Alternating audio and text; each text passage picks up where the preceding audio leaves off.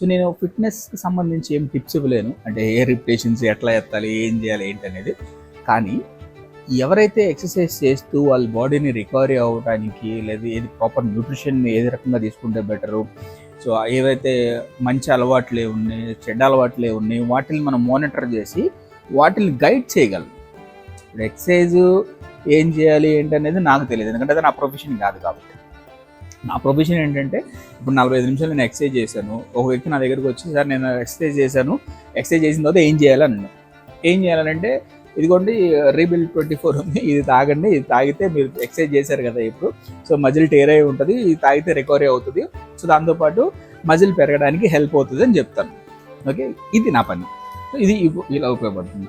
So exercise చేసేటప్పుడు లో ఎనర్జీగా ఉంటుంది, కొంచెం ఎనర్జీ కావాలి అని అంటే కనుక సో దానికి ఇంకొక ప్రోడక్ట్ ఉంది, ఇది వాడుకోండి అని చెప్తాను. సో తర్వాత నేను వాడుకునేది అయితే క్రియాటిన్. ఎక్సర్సైజ్ అయిపోయిన తర్వాత నేను క్రియాటిన్ తాగుతాను, ప్రోటీన్ షేక్లోనే క్రియాటిన్ మిక్స్ చేసుకొని తీసుకుంటూ ఉంటాను. సో తర్వాత ఏం తినాలి, జిమ్ నుంచి వచ్చిన తర్వాత ఏం తినాలంటే అది నేర్పించడం నా పని.